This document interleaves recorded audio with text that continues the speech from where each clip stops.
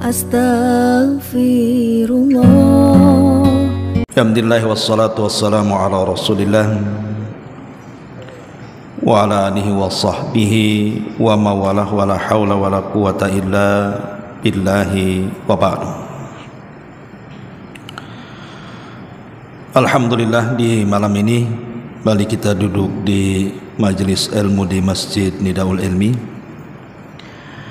Salawat dan juga salam tentunya kita hadiahkan kepada Rasul kita Nabi besar Muhammad sallallahu alaihi wasallam. Tema di malam hari ini kita akan membahas tentang bahaya kesyirikan di dunia dan di akhirat.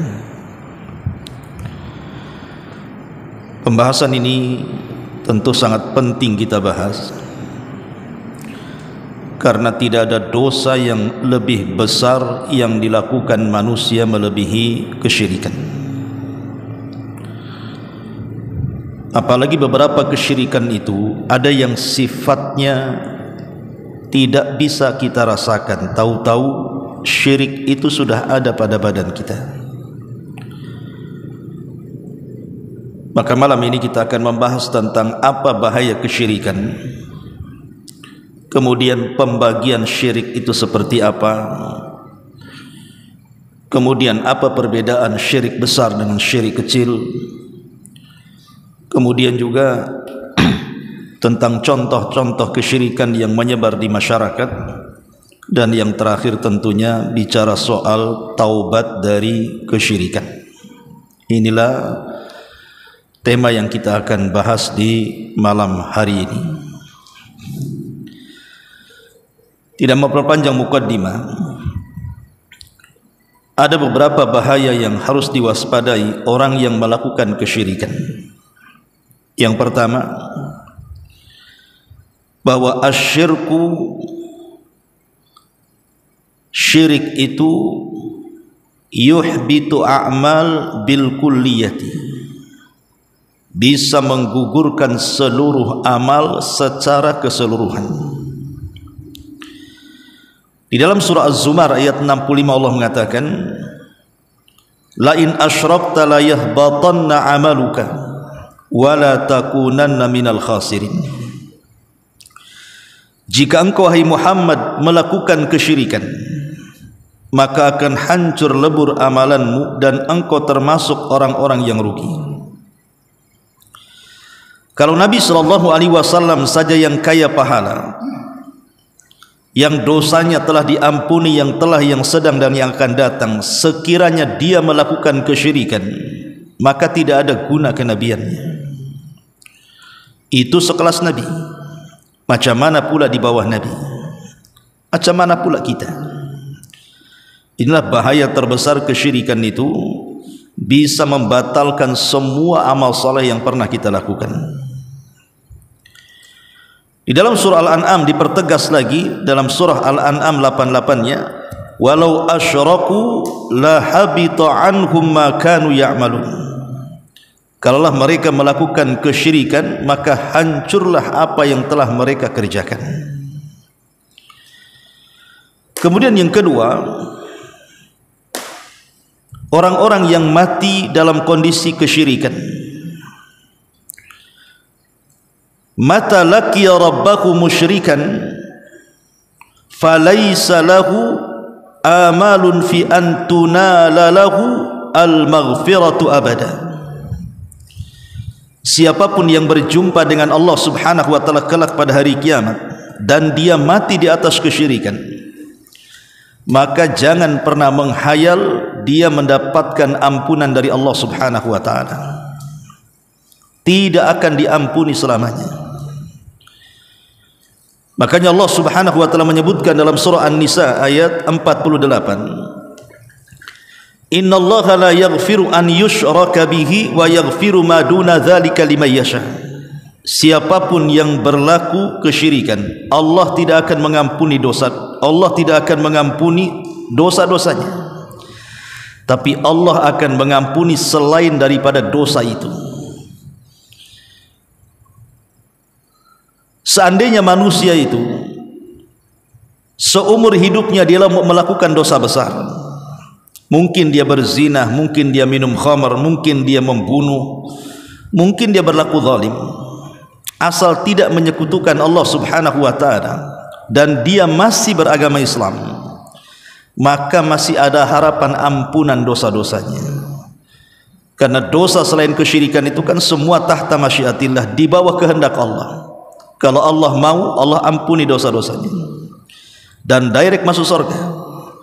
Tapi kalau Allah tidak mau, maka Allah bisa siksa dia di neraka untuk membersihkan dosa-dosa besarnya, tetapi dia ada kesempatan masuk surga.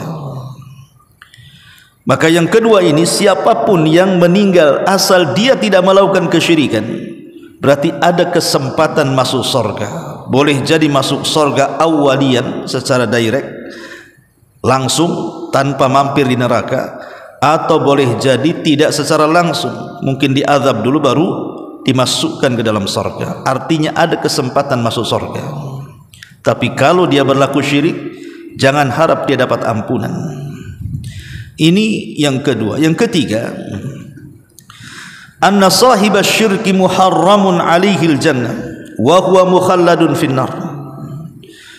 Bahwa pelaku kesyirikan itu dipastikan mereka diharamkan padanya surga, bahkan dia dipastikan dikekalkan di neraka. Di dalam surah Al-Bayyinah, Allah Subhanahu wa taala berfirman dalam ayat ke-6-nya, innal ladzina kafaru min ahlil kitabi wal musyrikina fi nari jahannam khalidina fiha ulaika hum syarrul bariyah. Sesungguhnya orang-orang kafir dari kalangan ahli kitab Yahudi dan Nasrani dan juga orang-orang musyrik, maka mereka masuk ke dalam jahanam, dikekalkan di dalamnya, dan mereka adalah seburuk-buruk manusia.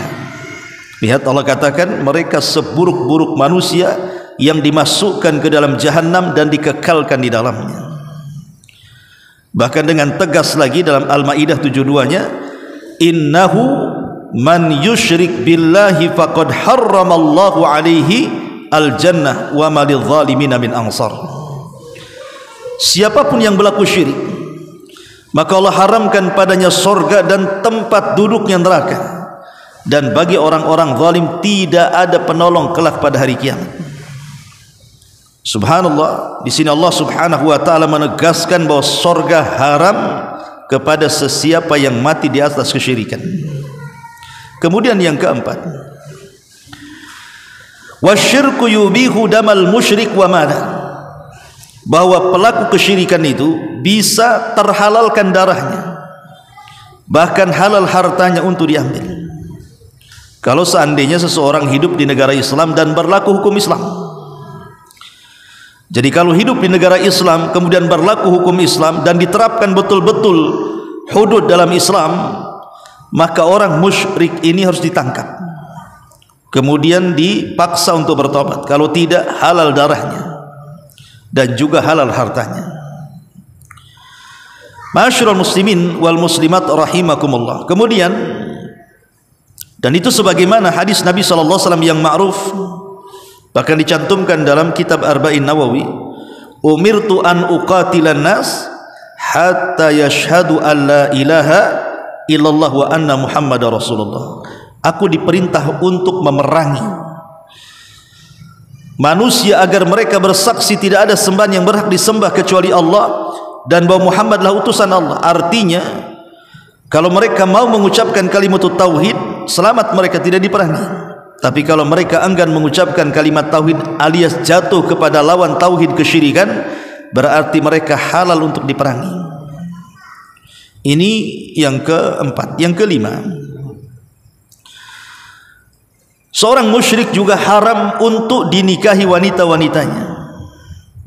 Tidak boleh orang itu menikahi wanita yang musyrik. Dalam Islam itu boleh menikahi wanita orang kafir hanya dari dua agama saja. Pertama Yahudi, yang kedua Nasrani. Maka halal boleh menikahi wanita-wanita mereka dengan catatan cara menikahnya sesuai dengan syarat Islam, bukan di tempat mereka, bukan menikah di gereja atau di sinagog, tidak, tetap menikah di masjid dengan cara Islam walaupun mereka bukan muslim. bukan muslimah. Karena memang Allah Subhanahu wa taala membolehkan mereka. Tetapi selain Yahudi dan Nasrani, maka dilarang dalam Islam tidak boleh menikah dengan wanita-wanita di luar daripada ahli kitab. Karena di luar dari ahli kitab semuanya agama itu di atas kesyirikan. Makanya dilarang tidak boleh menikahi wanita-wanita yang masih di atas kesyirikan. Allah mengatakan dalam surah Al-Baqarah 221, wala tunkihul musyrikati hatta yu'min. Tidak boleh menikahi wanita-wanita syirik sampai mereka beriman. Ini yang kelima. Yang keenam, sembelihan mereka haram dimakan. Kalau sembelihan ahli kitab masih dibolehkan. Jadi kalau ada Yahudi Nasrani menyembelih binatang dengan catatan dia tidak menyebut nama Isa atau Uzair, tetap menyebut nama Allah dan disembelih dengan cara yang benar, digorok lehernya, maka halal sembelihannya walaupun yang menyembelih ahli kitab. Tetapi kalau yang menyembelih binatang itu orang musyrik, maka tidak boleh menyentuh sembelihannya karena haram hukumnya. Jadi kalau umpamanya antum dikirim daging, makanan yang berkuah, daging-dagingan dari tetangga, dan jelas-jelas tetangga ini bukan Yahudi, bukan Nasrani, mereka di luar agama daripada ahli kitab, jangan dimakan sembelihannya.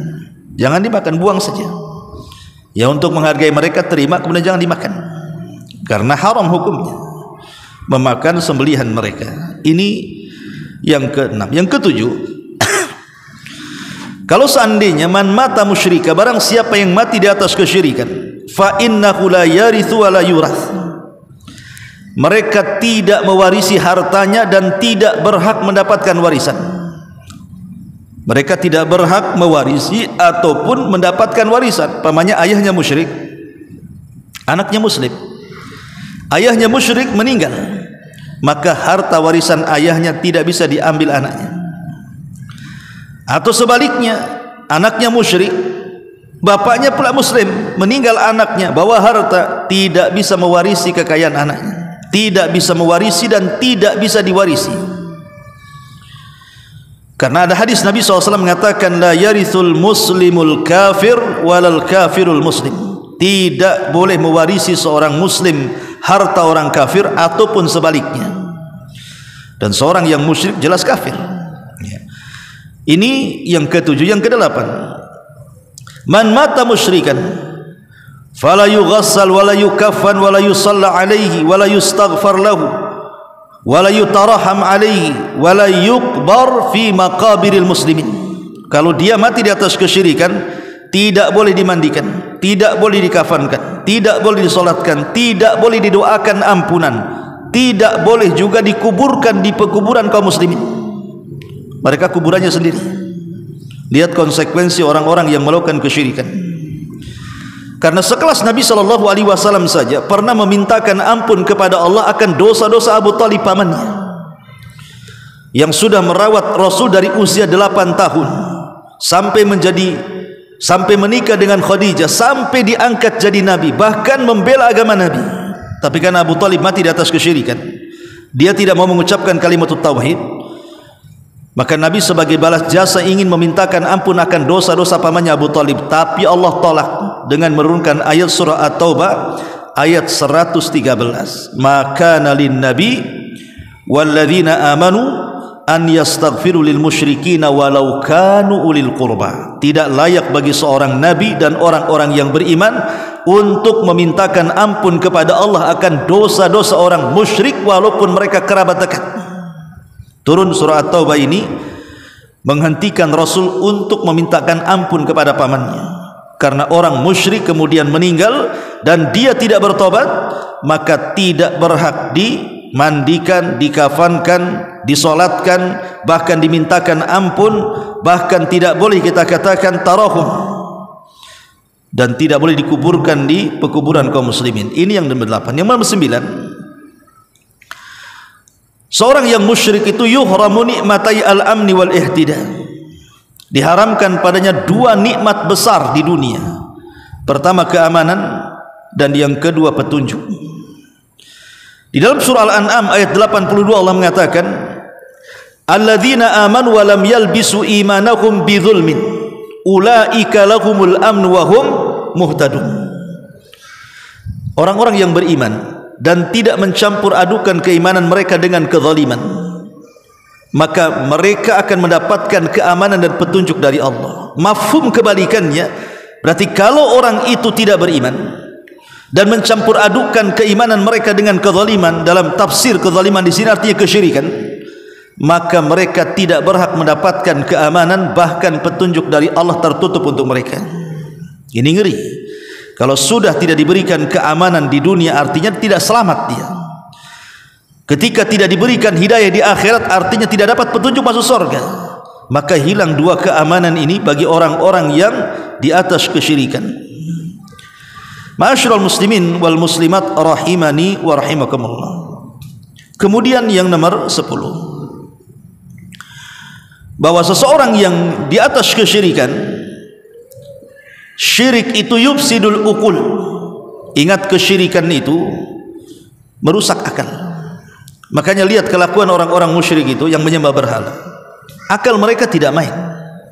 Tahu berhala itu tidak bisa melindungi dirinya, apalagi melindungi orang yang menyembahnya. Jangan cerita bicara, mendengar pun tidak bisa. Tiba-tiba ada orang yang meminta sesuatu kepada berhala, akalnya di mana? Makanya orang musyrik itu hilang akalnya. Lihat ketika Allah Subhanahu wa taala berfirman di dalam Al-Qur'an, dalam surah Al-Mulk ayat 10, wa qalu law kunna nasma'u aw na'qilu ma kunna fi ashabis sa'ir. Mereka penduduk neraka mengatakan, kalau dulu kami di dunia mendengar, kalau dulu di dunia kami menggunakan akal kami, tentu kami tidak akan termasuk penghuni neraka sa'ir. Menunjukkan orang-orang yang tidak berakal itu sulit masuk surga. Lah salah satu orang yang tidak menggunakan akalnya adalah orang-orang musyrik. Mereka tidak menggunakan akal saat menentukan siapa sesembahannya. Jadi orang-orang yang musyrik itu sama dengan merusak akal-akal mereka. Dan tentunya banyak lagi tentang kemungkaran atau bahaya kesyirikan ini. Ini poin yang pertama. Kemudian poin yang kedua, tentang pembagian syirik dan contoh-contohnya. Syirik itu ulama membagi, ada yang membagi dua, ada yang membagi tiga. Walaupun lebih tepatnya kesyirikan itu dibagi dua. Yang membagi dua syirik itu ada syirik besar, ada syirik kecil. Yang membagi tiga ada syirik besar, ada syirik kecil, ada syirik khafi, syirik samar artinya. Tapi ada yang mengatakan samar ini masuk pada syirik besar, tergantung macam mana bentuk syiriknya, atau bisa masuk pada syirik kecil. Jadi dia pertengahan. Yang syirik samar-samar nanti kita jelaskan. Tapi yang jelas bahwa pembagian syirik itu ada dua. Pertama asyirkul akbar yang tadi sudah jelas bahayanya. Yang kedua asyirkul asghar, syirik kecil. Lalu apa bedanya syirik besar dengan syirik kecil ini? Ada 5 yang membedakan antara syirik besar dengan syirik kecil. Pertama, bahwa syirik besar ini dosa yang tidak akan pernah diampuni Allah selamanya sampai dia bertobat. Tapi kalau syirik kecil ini masih diperselisihkan. Tapi yang jelas bahwa sekecil-kecilnya kesyirikan, tetap dosanya lebih besar dibandingkan dosa besar. Ingatnya, sekecil-kecil kesyirikan, tetapi dosanya lebih besar dibandingkan zina, dibandingkan membunuh, dibandingkan judi dan yang semacamnya, minum khamar, dusta, ghibah dan yang lainnya. Tetapi perbedaannya, kalau syirik kecil masih ada kesempatan diampuni dosa-dosanya, tapi kalau syirik besar tidak ada kesempatan diampuni dosa-dosanya. Yang kedua, syirik besar ini menghancurkan semua amal yang sudah saya jelaskan di atas. Tetapi kalau syirik kecil ini tidak menghancurkan kecuali amalan yang ditempelinya saja. Jadi kalau syirik besar ini dipastikan habis amalannya. Tapi kalau syirik kecil, lihat, amalan yang ditempelinya ya gugur amalannya, tapi amalan yang tidak ditempelinya tidak gugur. Contoh mamanya, kemarin kita sholat dengan hari ini kita sholat. Kalau kemarin kita sholat ini ikhlas karena Allah, diterima. Kalau hari ini kita sholat riya karena Allah, ria kepada manusia, bukan karena Allah Subhanahu wa taala, maka gugur salat hari ini. Jadi syirik kecil ini dia menggugurkan amalan yang ditempelinya saja. Ini yang kedua. Yang ketiga, syirik besar ini bisa mengeluarkan pelakunya dari Islam. Tapi syirik kecil tidak mengeluarkan pelakunya dari Islam. Bahkan syirik kecil ini kalau dia keluar dari melakukan kesyirikan, dipastikan dia kafir. Tapi kalau syirik kecil kan tidak, dia tidak kafir. Kemudian yang keempat, bahwa syirik besar ini mengekalkan pelakunya di neraka. Siapapun yang masuk neraka membawa kesyirikan besar, dipastikan tidak akan keluar dari neraka. Tapi kalau syirik kecil, ada kesempatan dia masuk surga. Walaupun harus lama di neraka, tetapi ada kesempatan masuk surga, karena dia masuk pada dosa-dosa besar yang berada di bawah kehendak Allah Subhanahu wa taala. Kemudian yang nomor 5, syirik besar ini bisa menghalalkan darahnya, menghalalkan hartanya, menghalalkan kehormatannya. Tapi kalau syirik kecil tidak, dia tetap masuk dalam dairatul Islam, dia tetap masuk dalam Muslim, cuman dia melakukan kesyirikan yang disebut dengan syirkul asghar. Inilah 5 perbedaan antara syirkul akbar dengan syirkul asghar di sini. Kemudian kalau kita lihat bicara tentang syirik akbar ini, apa sih syirik akbar itu? Syirik besar itu, ulama mengatakan definisinya adalah an yasrifa li ghairillahi ma huwa mahdhu haqqillahi azza wa jal min rububiyyatihi wa uluhiyyatihi wa asma'ihi wa sifatihi. Jadi syirik besar itu artinya seseorang memalingkan sesuatu kepada selain Allah yang merupakan kekhususan bagi Allah, baik dalam tauhid uluhiyah, baik dalam tauhid rububiyah, ataupun dalam tauhid asma dan sifat bagi Allah. Saya ulang. Jadi syirik besar itu memalingkan sesuatu yang sesuatu ini adalah kekhususan bagi Allah, makhluk tidak punya. Tapi kemudian kita ambil kekhususan yang khusus bagi Allah diberikan kepada makhluk.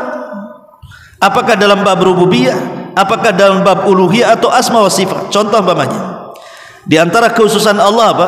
Menciptakan, memberikan rizki, mengatur. Itu dalam bab rububiyah.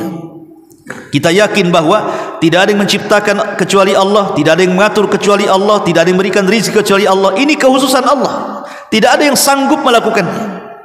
Tiba-tiba kita ambil kekhususan Allah ini, kita diletakkan di Nyi Roro Kidul umpamanya.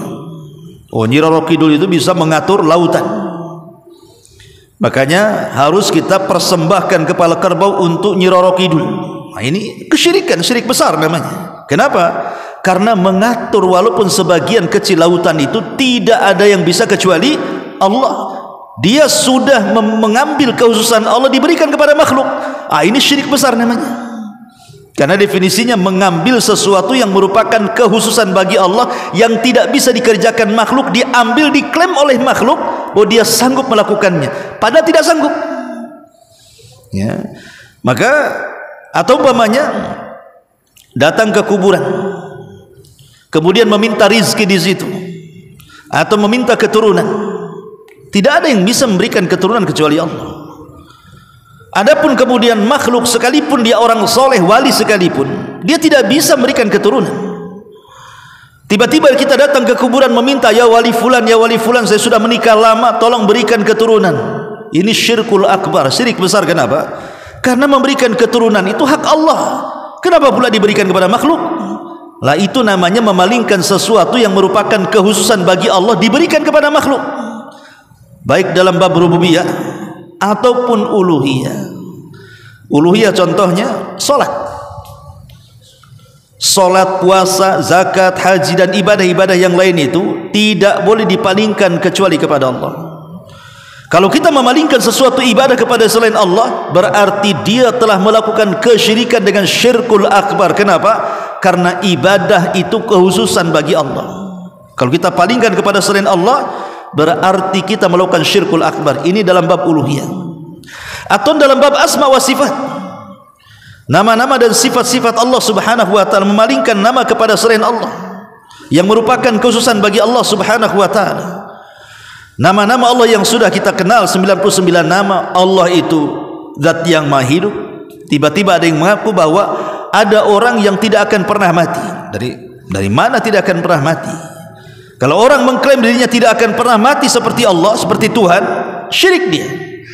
Karena kehidupan itu yang langgeng hanya Allah Subhanahu wa taala. Allah tidak pernah didahului dengan kematian, dan Allah tidak mungkin diakhiri dengan kematian. Allah itu senantiasa dan akan senantiasa zatnya hidup. Ini contohnya, dan banyak contoh-contoh yang lain ya. Makanya dahulu ada seorang penyair kondang namanya Al-Mutanabbi. Ketika dia punya anak, anaknya dikasih nama Allah. Anak itu namanya Allah. Siapa nama anakmu? Allah katanya. Dikafirkan para ulama. Kurang ajar, masa kasih nama anaknya Allah coba. Ma'asyiral muslimin yang dimuliakan Allah Subhanahu wa taala, ini di antara definisi syirkul akbar. Lah syirik akbar sendiri terbagi menjadi dua. Ada yang sifatnya zahir, nampak.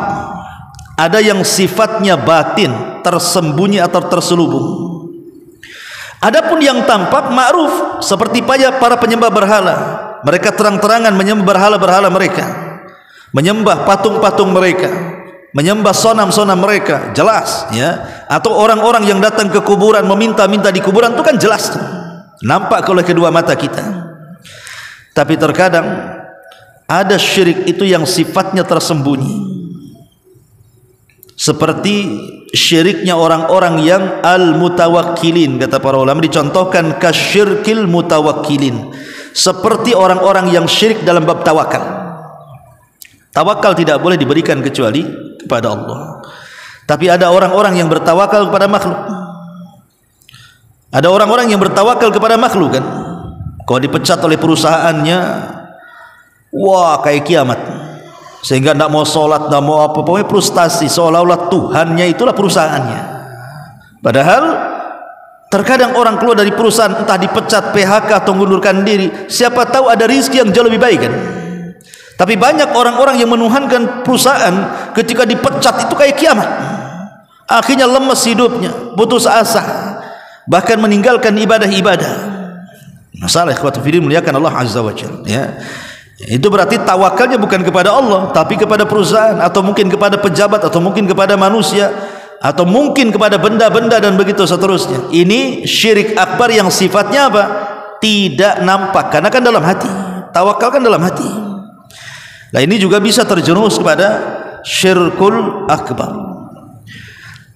Kemudian di antara syirkul akbar juga adalah syirkul i'tiqad, syirik dalam bab keyakinan.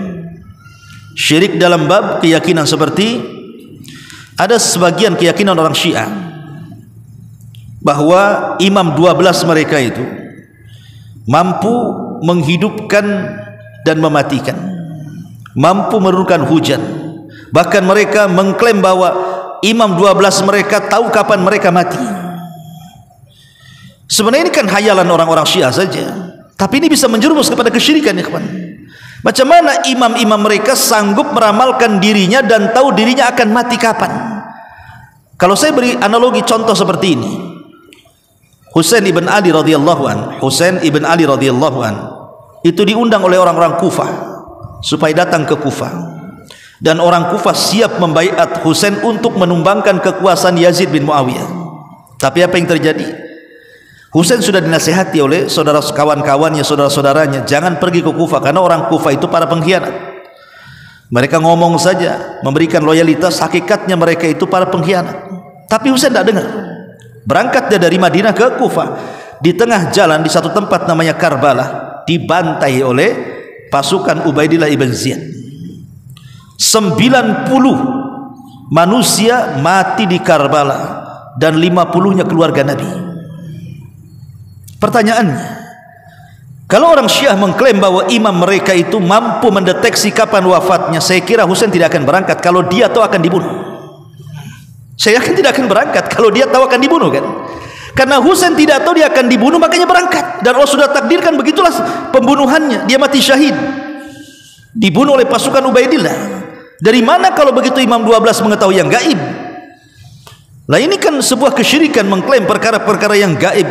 Sesuatu yang gaib itu tidak ada yang tahu kecuali Allah. Qul la ya'lamul ghaiba illallah. Katakan ya Muhammad, tidak ada yang mengetahui yang gaib kecuali Allah. Itu Allah yang mengatakan dalam Quran. Ma'asyiral muslimin yang dimuliakan Allah Subhanahu wa taala. Sama Nabi juga. Nabi kalau seandainya di perang Uhud akan mengalami kekalahan, tentu Nabi tidak akan perang di Uhud. Pasti akan mengatur strategis yang lain, ya kan? Tapi karena Nabi tidak tahu yang gaib, akhirnya terjadi kekalahan di perang Uhud dan hampir dia mati di situ. Kalau bukan karena Allah selamatkan dia. Lah ini namanya syirkul fil i'tiqad, namanya syirik dalam keyakinan namanya. Ya. Ada juga kemudian syirkun fil aqwal, syirik besar dalam ucapan. Seperti orang-orang yang isti'anah, istighatsah, isti'adzah, meminta pertolongan, meminta perlindungan kepada selain Allah. Seperti orang-orang yang datang menemui jin-jin kemudian meminta pertolongan kepada mereka. Itulah yang disebut dengan dunia dukun, paranormal, bomo dan yang semacamnya. Itu mereka meminta perlindungan kepada jin dengan menyebut nama-nama mereka. Makanya kenapa dunia perdukunan itu lengket dengan dunia gaib, lengket dengan dunia spiritual kan itu. Makanya dukun itu pandai berdusta, karena dia akan membawa perkara gaib, itu masalahnya. Lah orang-orang awam yang punya iman ya saja, padahal mereka sedang berkomunikasi dengan jin dan menyebut nama mereka. Lah menyebut, meminta pertolongan kepada jin dengan menyebut nama mereka, ini sama dengan isti'adzah li ghairillah, meminta perlindungan kepada Allah, dan ini kesyirikan yang sampai kepada syirkul akbar, syirik besar. Ya. Jangan cerita orang yang jadi dukun, orang yang datang ke dukun saja diancam dalam syariat. Kalau hanya bertanya tidak meyakini, sholatnya 40 hari ditolak. Kalau sampai bertanya kemudian diyakini, maka dia telah kufur, keluar dari Islam. Itu yang datang, cuman dukunnya. Ya. Ma'asyiral muslimin wal muslimat rahimani wa rahimakumullah. Termasuk syirik besar juga ada dalam al-af'al, perbuatan. Seperti orang yang salat menghadap berhala, orang yang sujud kepada selain Allah, menyembelih kepada selain Allah, bernazar kepada selain Allah dalam perbuatannya. Ini syirkul akbar, ikhwan. Menyembelih di kuburan, bernazar di kuburan, semua di kuburan itu syirkul akbar, bukan syirik kecil. Karena menyembelih itu ibadah, tidak boleh diberikan kecuali kepada Allah. Salat itu ibadah, tidak boleh diberikan kecuali kepada Allah. Sujud itu ibadah, tidak boleh diberikan kecuali kepada Allah. Makanya salat yang dibolehkan di kuburan itu cuma satu, salat jenazah. Kenapa? Karena tidak ada ruku dan sujud. Setiap salat yang ada ruku dan sujudnya tidak boleh salat di kuburan atau menghadap kuburan. Karena Rasul yang mengatakan la tusallu ilal kubur, jangan salat menghadap kuburan, kecuali salat jenazah. Itu pun bukan menghadap kuburan, tapi menghadap kiblat, cuma di kuburan. Jadi contohnya seperti ini, umpamanya ada keluarga meninggal, kita masih di Padang, di Jawa, di Sumatera atau di mana, orang tua meninggal, pas datang sudah dikuburkan kemarin, maka kita boleh datang ke kuburan kemudian sholat di samping kuburan, dibolehkan. Tapi jangan menghadap kuburan, menghadap kiblat, tapi sholat jenazah. Karena kenapa dibolehkan sholat jenazah di areal kuburan? Karena dia tidak punya ruku, tidak punya sujud, dan ruku dan sujud tidak boleh diberikan kecuali kepada Allah. Ma'asyiral muslimin wal muslimat rahimani wa rahimakumullah. Dan banyak contohnya, nanti kita akan berikan contoh lanjut. Kita masuk pada pembagian syirkul asghar, syirik kecil. Syirik kecil ini memang definisinya selain daripada syirkil akbar, ya syirik kecil. Tapi apa definisinya syirik kecil ini?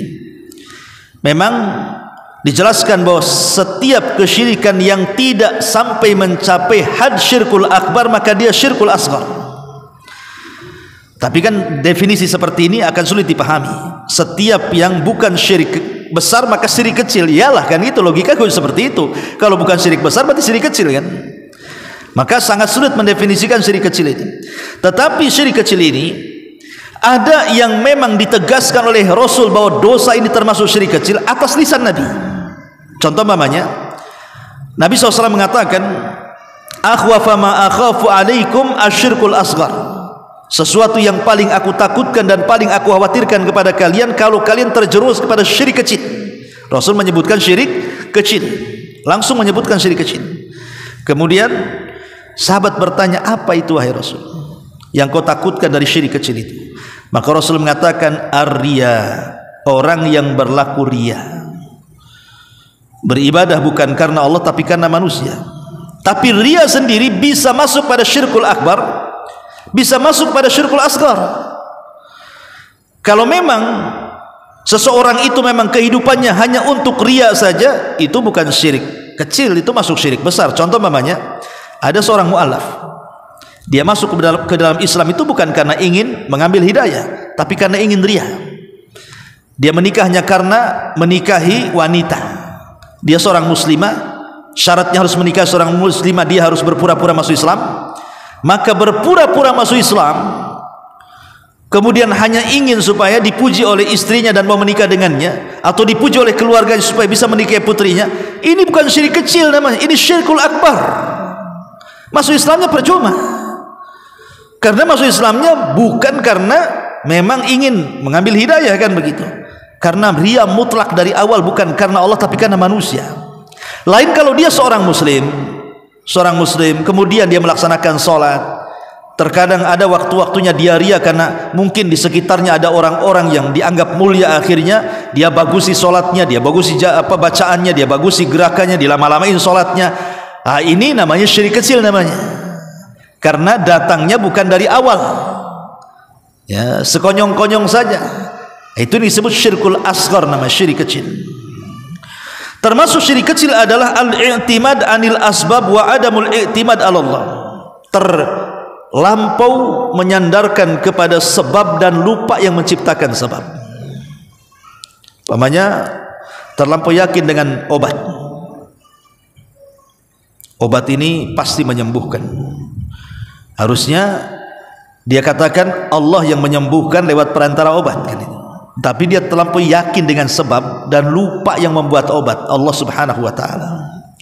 Dalam dunia pengobatan, sering saya ulang-ulang, ada 3 perkara yang harus antum pahami. Dalam dunia pengobatan itu harus ada 3 perkara yang harus dipahami. Pertama, ada obat itu secara nas Quran dan sunnah memang dia obat, makan, seperti habatus sauda, kemudian minyak zaitun, kemudian madu, kemudian bekam, hijamah, ya kan, kemudian ruqyah dan begitu seterusnya. Ini secara syar'i Quran dan sunnah mengatakan itu obat, lakukan, makan. Walaupun kita tidak boleh meyakini 100% jadi obat, karena ada yang cocok di bekam, ada yang tidak cocok di bekam. Ada yang makan madu dia cocok sembuh, ada yang makan madu juga tak sembuh, ya. Tetapi secara umum mereka adalah obat. Itu semua adalah obat karena Quran mengatakan seperti itu, hadis mengatakan seperti itu. Maka yang seperti ini tidak terlarang. Yang kedua, ada jenis-jenis obatan itu memang Quran tidak menyebutkan itu obat, hadis juga tidak mengatakan itu obat, tetapi ada penelitian seksama yang sangat dalam oleh orang-orang yang ada di farmasi, kedokteran, herbalis atau yang lainnya. Setelah di lab, rupanya ini daun kalau direbus diminum bisa menyembuhkan penyakit ini karena ada zat-zat ini. Ini akar-akaran ini kalau direbus diminum airnya akan bisa menyembuhkan karena dalam akar ini terdapat zat ini dan begitu seterusnya, dan sudah diteliti. Walaupun Quran tidak mengatakan itu obat, hadis Nabi tidak mengatakan itu obat, tapi karena sudah diteliti dan barangnya bukan barang haram, semua halal, dedaunan, akar-akaran, buah-buahan dan begitu seterusnya atau biji-bijian, maka silahkan konsumsi, itu obat. Yang jadi masalah itu yang ketiga, Quran tidak mengatakan itu obat, hadis mengatakan itu tidak obat, penelitian pula tidak ada bahwa itu obat, tiba-tiba dijadikan obat. Itu masalah namanya, menjadikan sebab yang bukan sebab. Dan itulah biasanya dilakukan oleh dukun-dukun yang ngaku sebagai tabib. Datang ke dukun, tentu dikasih keris petir katanya, ini bisa ngobati. Tentu dikasih musab kecil nonet yang bisa ini simpan ini. Kemudian dikasih tasbih karomah katanya. Kemudian dikasih lagi benang. Pernah saya waktu ke Pulau Moro tuh dengan Ustaz Soleh itu, musim madu, musim duren di sana. Saya ke sana 3 hari di sana. Pas jalan-jalan 2 hari setelahnya, jalan-jalan jauh, jalan kaki itu udah berkilo-kilo. Lewat di sebuah kampung, rupanya tidak ada orang kampung itu. Tidak ada orang sama sekali. Nggak ada yang berani, maksudnya nggak ada orang itu di jalan-jalan. Rupanya orang itu tak berani keluar. Sebagian mereka ada di rumah, sebagian mereka ada di kebun duren. Yang ada di kebun duren tak berani pulang, yang ada di rumah tak berani pulang ke kebun. Jadi ketika kita keluar di situ rame-rame, jadi orang itu udah deg-degan kan itu. Kok berani gitu ya? Rupanya ada keyakinan di Polo di sana itu bahwa dalam setahun itu ada hari-hari tertentu itu akan membawa sial. Maka mereka tinggal di rumah atau di kebun dan tidak pulang. Yang saya herankan ketika itu ada anak-anak kecil yang banyak sekali di situ. Rata-rata membawa benang warna kuning. Ada yang di leher, ada yang di gelangkan, ada yang di perut, ada yang di kaki, dan tidak boleh dilepas kecuali putus sendiri. Jadi saya sama Sosol itu mencobalah ini nanya-nanya, kok ada ya, untuk apa benang? Hampir semua anak-anak kecil itu pakai benang kuning, tidak boleh dilepas sampai putus sendiri. Jadi saya tanya, ini kenapa kok sampai bayi-bayi dikasih itu? Rupanya dia mengatakan apa? Itu untuk menangkal berbagai macam penyakit, berbagai macam wabah, dan begitu seterusnya. Lah dari mana? Apotek tidak pernah jual benang. Yang jual benang itu biasanya tukang jahit. Nggak ada hubungan kaitan dengan penyembuhan. Kalau mau buat celana ya, tapi kalau mau menyembuhkan penyakit nggak mungkin datang ke tailor, datangnya ke apotek, ke dokter kan begitu. Inilah namanya menjadikan sebab yang bukan sebab. Ketika saya tanya dari mana benang itu, rupanya ada di kuburan yang dikeramatkan. Di situ ada juru kuncinya, itulah yang minta benang situ. Ini kan kesyirikan, ikhwan. Ya memang tidak sampai kepada syirkul akbar, karena dia hanya menjadikan sebab yang bukan sebab, tidak sampai kafir, tidak keluar dari Islam kan, karena kesalahan dia menjadikan sebab penyembuhan yang bukan sebab penyembuhan. Tapi bisa menjadi syirkul akbar apabila dia menyandarkan penyembuhan itu kepada benang. Kalau dia mengatakan benang inilah yang menyembuhkan, bukan syirik kecil lagi, ini syirkul akbar, namanya syirik besar. Yang syirik kecil itu dia masih meyakini Allah yang menyembuhkan lewat perantara benang. Nah, itu baru syirik kecil, tidak mengeluarkan dari Islam ya. Tapi ketika seseorang menyandarkan kepada sebab dan lupa kepada yang membuat sebab, nah inilah yang disebut dengan syirkul asghar. Terlampau menyandarkan maksudnya. Tapi kalau mutlak menyandarkan kepada sebab, ya syirik besar ya. Kemudian juga di antara syirkul asghar adalah at-tatayyur. Tatayyur itu diambil dari kalimat burung ya, tayrun. Tatayyur itu menganggap burung sial dan untung. Karena begini kisahnya, orang-orang Mekah ini sebelum Nabi SAW diutus, kebiasaan mereka kan berniaga kedua arah. Allah mengatakan rihlatash syita'i was-saif li'ila fi Quraisyin ila fihim rihlatash syita'i was-saif. Ada syita, ada saif. Syita itu musim dingin, saif itu musim panas. Jadi orang-orang Mekah ini kalau di musim dingin mereka berniaga ke Yaman, kalau di musim panas mereka berniaga ke Syam, ke Palestina. Lah kebiasaan orang-orang musyrik Arab apabila hendak berangkat berniaga, maka mereka selalu menerbangkan merpati. Burung merpati akan diterbangkan. Kalau burung ini mengarah ke Syam, tidak mengarah ke Yaman, atau tidak mengarah ke arah lain, pokoknya jangan mengarah ke Syam saja, berarti mereka akan membawa hoki menurut keyakinan mereka. Mereka akan berangkat. Tapi kalau burung ini menuju Syam, walaupun tujuannya tidak ke Syam, mereka tidak akan berani berjalan. Mereka akan tunda besok lagi, tunda minggu depan lagi, tunda bulan depan lagi, sampai ketika menerbangkan burung asal tidak ke Syam. Makanya Syam disebut Syam itu litasyaum. Kenapa orang-orang Arab menyebutnya Syam? Syam itu dari kalimat tasyaum. Tasyaum itu membawa sial. Jadi kalau burung itu mengarah ke Syam, ini pasti bawa sial nih. Makanya mereka tidak akan berangkat dagang. Lah sejak itulah Islam datang dan mengharamkan tatayyur. Tidak boleh menyandarkan keuntungan dan kebuntungan usaha itu kepada seekor burung ya, itu tatayyur namanya. Itu di zaman jahiliyah, ikhwan.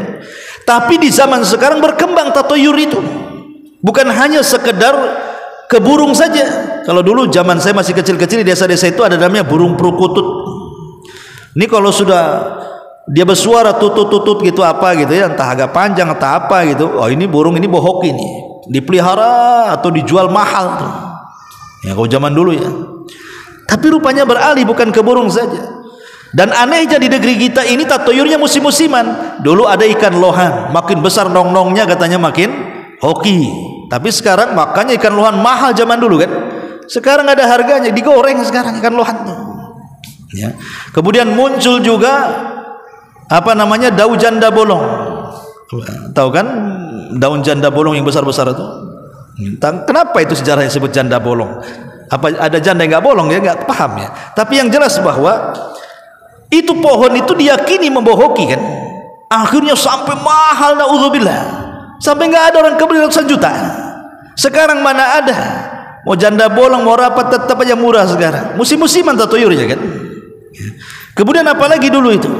Dulu pernah tahun-tahun kapan itu yang orang demam batu akik itu? Semua orang jual batu akik. Subhanallah. Tidak ada pasar kecuali ada orang jual batu akik itu. Sampai di warung-warung Padang sendiri, standnya itu ada orang jual batu akik itu. Di warung Padang padahal. Nyari batu akik ke warung Padang. Ya. Di Nagoya itu saya pernah mau beli warung Padang, kok ada orang jual batu akik di situ. Masya Allah, udah berkembang warung Padang jadi warung jual batu akik gitu. Dan semua gedabus, menurut saya itu semua penjual batu akik itu pendusta. Kenapa? Karena dipromosikan tuh batu-batu tuh. Ini batu ini batu mantap ini Pak katanya. Ini merah delima nih, ini bagus nih. Ini kalau untuk jualan laris. Kamu sendiri nggak laris kok. Padahal kamu yang jual itu batu itu. Memang orang-orang jualan jimat itu semua pendusta. Kalau dibilang ini hoki membawa keberuntungan, kau sendiri nggak beruntung. Kenapa kau jual batu akik? Kenapa nggak jadi pengusaha saja?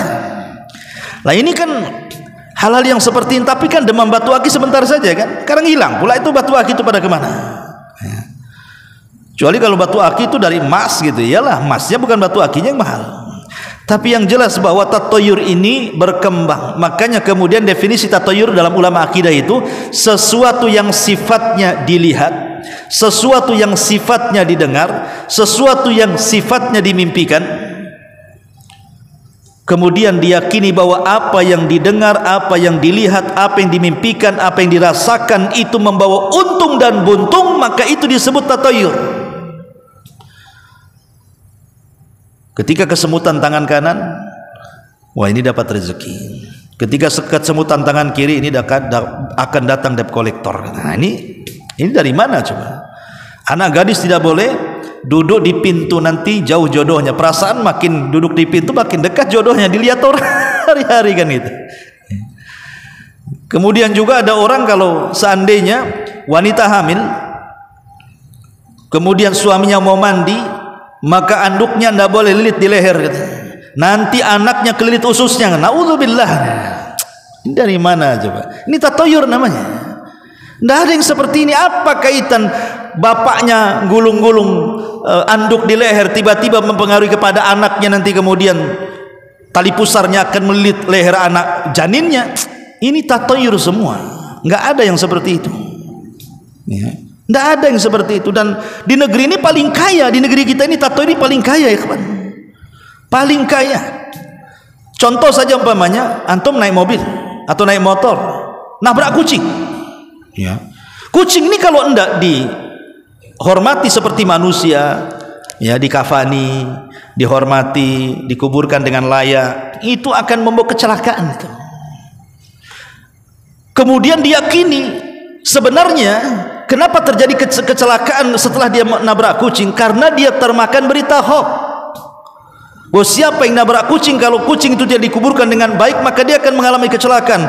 Maka setan datang membayang-bayangi dia. Coba kalau tidak ada keyakinan seperti nabrak kucing sama dengan nabrak ayam, nggak mungkin dia. Apa bedanya nabrak kucing dengan nabrak ayam, nabrak entok, nabrak suang atau yang lainnya? Sama saja semua binatang. Tidak ada bedanya. Yang menjadikan kemudian keyakinan seperti itu itulah disebut dengan tatayur namanya. Atau zaman dulu ketika ada melihat gagak di tengah malam, ini ada orang mati nih, hati-hati jangan ada yang tidur, nanti kita yang mati katanya. Jadi satu malam suntuk itu gara-gara melihat burung gagak, sampai pagi dia tak mau tidur karena pasti ada orang mati katanya. Lah ini kan perkara-perkara seperti ini, naudzubillah, melihat burung hantu dan begitu seterusnya, macam-macam lah. Kalau antum lebih paham, bahkan di beberapa daerah kan tatoyurnya beda-beda tuh Ya, satu daerah dengan daerah yang itu mesti punya tatoyur. Lah Islam datang menghapuskan karena itu kesyirikan. Tatoyur itu bagian daripada kesyirikan syirkul asghar. Ya. Ataupun umpamanya gambaran kesyirikan yang lainnya, maksudnya masuk dalam kategori syirkul asghar juga. Dalam bentuk ucapan. Seperti ucapan yang sering di masyarakat kita dengar, kalau saya tadi tidak keluar, tentu saya tidak akan kecelakaan. Atau umpamanya ada orang tua mengatakan, "Enggak usah keluarlah nak," katanya. Sudah di rumah saja. Nekat anaknya. Tahu-tahu betul-betul kecelakaan. Apa kata orang tua? Tuh kan, kewalat dengan orang tua katanya. Orang tua jangan keluar, coba tidak keluar dia tidak celaka. Ya, coba tidak jalan ke sini tidak jatuh. Kalau bukan karena anjing tetangga yang gonggong, habislah rumah si kecurian. Kalau bukan karena dokter ini yang mengoperasikan istri saya, suami saya, anak saya, sudah mati anak saya. Ini kalimat syirik, ikhwan. Tidak boleh. Ya. Karena kalimat seperti ini walaupun biasa ya terucap di masyarakat, tetapi di sini menafikan adanya Allah di situ. Harusnya bahasanya ditata. Bahasanya seperti ini, kalau bukan karena Allah, kemudian, dan gak boleh pakai dan. Lihat, Islam itu mengatur bagaimana kita memuliakan tauhid. Kalau bukan karena Allah, kemudian dirimu wahai dokter, maka tentu anak saya akan parah penyakitnya. Alhamdulillah jadi sembuh. Ya. Itu pun harus menggunakan bahasa kemudian. Dalam bahasa Arab itu menggunakan kalimat summa, bukan waw. Kalau dia mengatakan laulallah wa anta, kalau bukan karena Allah dan kamu, ini syirik masuknya. Walaupun Allah disebut, tetapi dengan disejajarkan Allah dengan makhluk, maka ini syirik, walaupun tidak syirik besar, ini syirik kecil. Jadi bahasanya ditata, kalau bukan karena Allah, kemudian ya. Makanya ataupun menghindarkan kalimat lau, seandainya. Ini kalimat seandainya ini bisa menjerumuskan kepada syirkul asghar. Makanya ada hadis Nabi SAW, fa inna lau taftahu amalu syaitan, karena lau itu kalimat yang membuka pintu-pintu amalan setan. Karena kalimat lau seandainya itu, sadar ataupun tidak, orang itu telah menolak takdir. Seandainya aku tidak ke sana, tentu tidak begini. Nah, kan itu. Padahal sudah takdir. Coba seandainya aku tidak, tadi saudara saya tidak keluar dengan motor itu, tentu tidak ketabrak, tidak mati. Walaupun tidak keluar, kalau sudah ditakdirkan mati hari itu, macam mana caranya pasti dia mati. Bukan masalah sebab. Sebab itu macam-macam, tetapi kematian itu satu, itu takdir. Sebab boleh macam-macam. Ada orang yang jatuh, ya mati. Ada orang yang ketabrak, dia mati. Ada orang minum racun, dia mati. Ada orang bunuh diri, dia mati. Sebab itu bisa ribuan, tapi mati itu satu. Itulah takdir. Kalau hari ini harus mati, maka pasti mati. Ada orang tidur nggak ngapa-ngapain, besoknya nggak bangun lagi. Banyak yang seperti itu. Padahal sehat, ahli olahraga, ya, menjaga betul makanannya. Kalau sudah ditakdirkan mati, tidak ada ceritanya. Nah, makanya jangan selalu menggunakan kalimat seandainya. Tapi kalau seandainya itu terjadi musibah, katakan qaddarallahu wa ma syaa fa'al.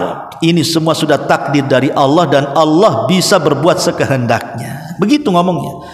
Jadi kalau seandainya kita jalan kesandung, lecet, ketabrak, patah dan begitu seterusnya, ini sudah takdir Allah.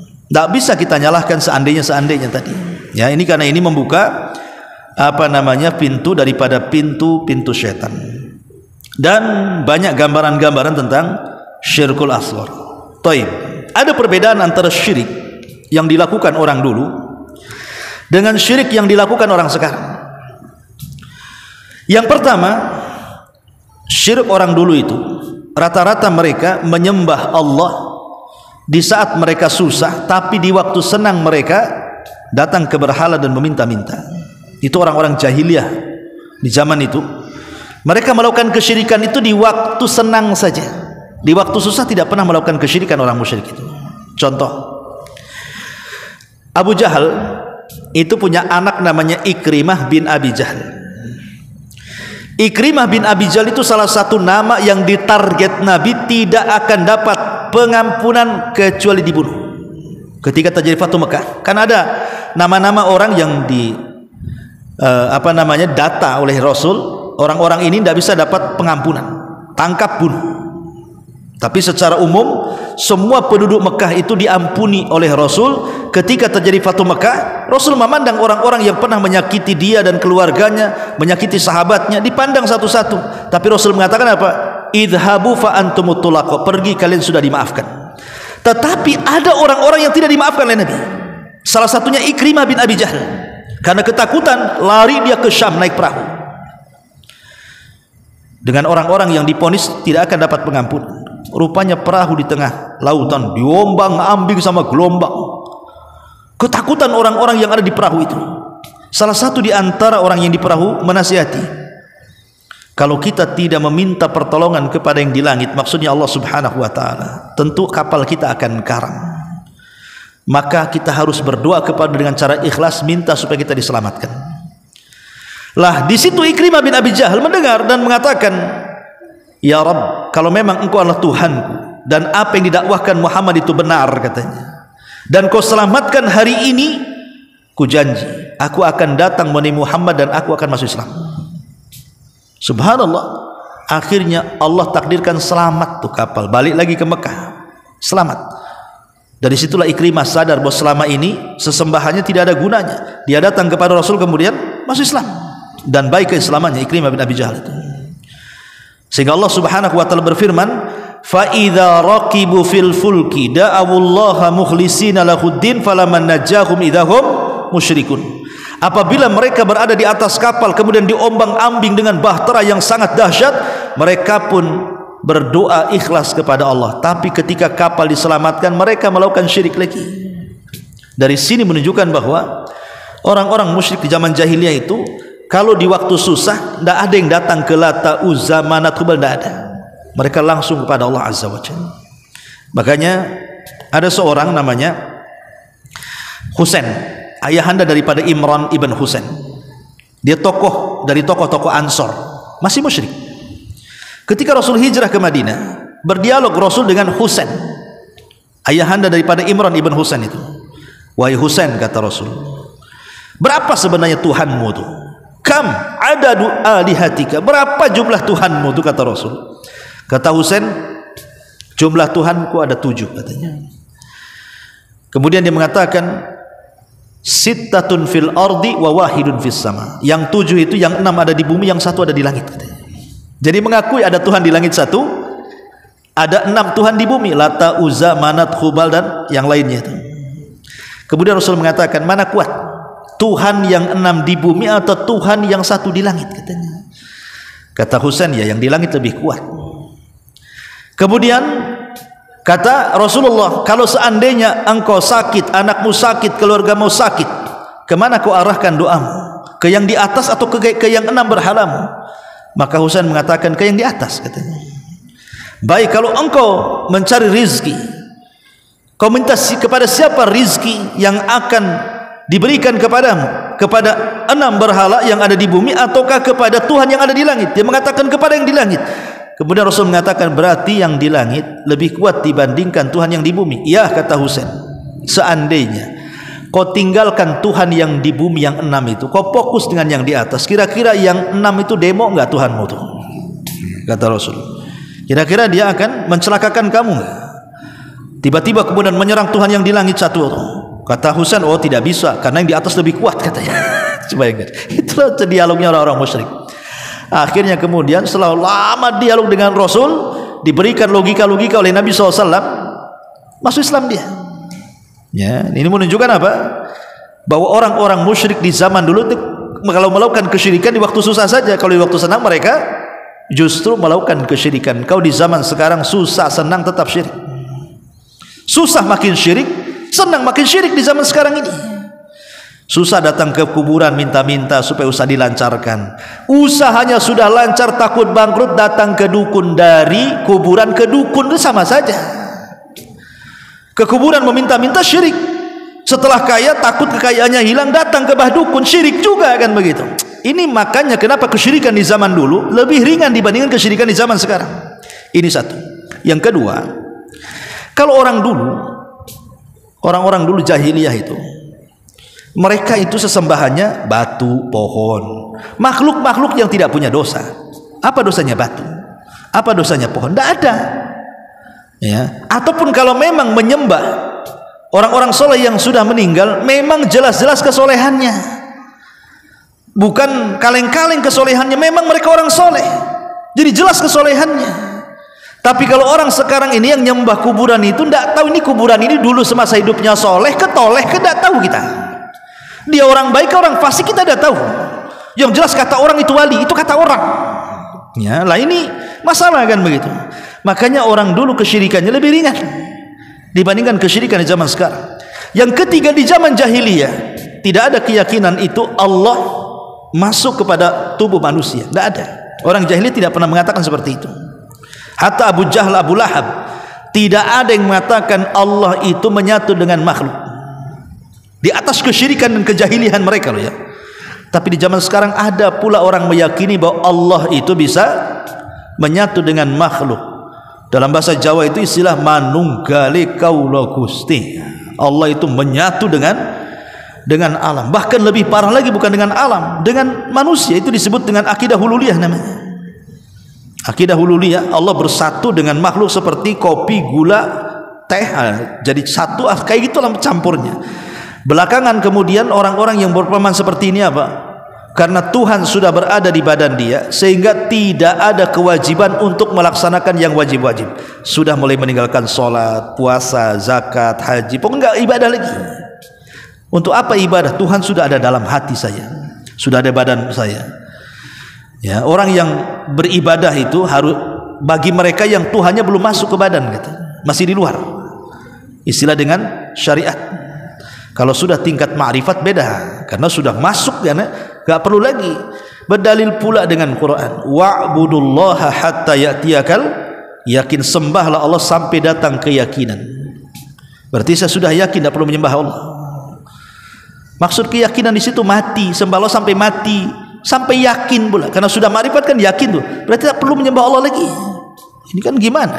Bahkan ada pemahaman inna salata li dzikri, Allah mengatakan salat itu untuk mengingat aku. Aku kalau sudah ingat Allah tak perlu salat lagi katanya. Karena inti salat itu untuk mengingat Allah. Aku sudah ingat. Sing penting eling udah cukup, tak perlu salat katanya. Jadi dalilnya itu sing penting eling tadi. Yang penting ingat Allah, dan enggak perlu salat gitu. Salatnya eling itu tadi. Gimana? Orang yang paling eling itu Nabi. Dia tidak pernah meninggalkan salat. Dia tidak pernah meninggalkan, bahkan salat malam wajib bagi dia. Bahkan kakinya pecah-pecah pula. Itu orang yang paling eling di dunia, Nabi SAW. Ini Anda bukan Nabi.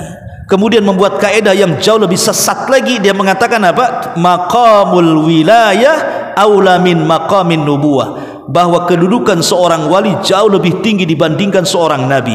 Wajar Nabi masih sholat, karena wali lebih tinggi dibandingkan Nabi. Kan kurang ajar namanya.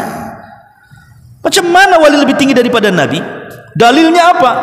Nabi Musa belajar kepada Khidir, kata. Khidir kan wali, Nabi Musa ini nabi dan rasul. Kedudukan Nabi Musa itu lebih tinggi nabi dan rasul. Kenapa belajar kepada wali, katanya? Jangan salah, Nabi Musa belajar kepada Khidir itu karena dia dihukum oleh Allah. Gara-gara ada orang bertanya, wahai Musa, ada enggak orang lebih alim dibandingkan kamu? Kata Nabi Musa, tidak ada. Lupa Musa mengucapkan insya Allah. Makanya Allah hukum Nabi Musa. Ada tuh Khidir, kau belajar sama dia. Tapi ingat, walaupun Musa belajar kepada Khidir, bukan berarti Khidir lebih mulia dibandingkan Musa. Tidak, Musa lebih mulia dibandingkan Khidir. Musa itu ulul azmi, dia nabi, dia rasul, dia diturunkan Taurat. Khidir apa? Dia bukan nabi. Diperselisihkan kenabiannya, ada yang mengatakan nabi, ada yang mengatakan wali. Masih diperselisihkan oleh para ulama. Apalagi setingkat rasul, apalagi ulul azmi. Lalu kenapa Nabi Musa belajar kepada dia? Sudah saya katakan tadi, karena memang perintah Allah. Allah yang perintahkan belajar, gara-gara Nabi Musa terpeleset lidahnya. Sifat manusianya datang sombong. Tidak ada yang orang lebih alim daripada aku, kata Nabi Musa. Kata Allah, ada. Ya, makanya kemudian Khidir pun ngomong dengan Nabi Musa ketika di atas perahu dalam hadis yang sahih itu. Wahai Musa, ilmu yang kau miliki aku tidak tahu, sebagaimana ilmu yang kau miliki kau tidak tahu. Artinya masing-masing punya ilmu di sini kan. Allah lebihkan masing-masing. Musa punya kelebihan, Khidir punya kelebihan. Nah, dari sini ikhwatul fillah menyatakan Allah tidak bisa dijadikan dalil bahwa maqam wali itu lebih tinggi dibandingkan maqam para nabi. Bagaimanapun para nabi lebih tinggi. Mereka utusan Allah. Nah, ini untuk melegalkan pemahaman tadi hululiyah bersatunya Allah dengan makhluk sehingga meninggalkan ibadah. Ini bukan ajaran Islam. Ya.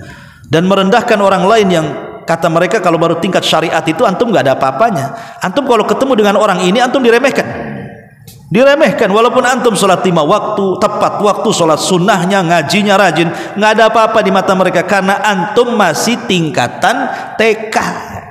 Mereka sudah menganggap S1, S2, doktor, profesor. Padahal terbalik, antum yang sudah profesor, mereka yang masih TK sebenarnya. Makanya orang berjumpa dengan orang seperti ini kita diremehkan jadinya.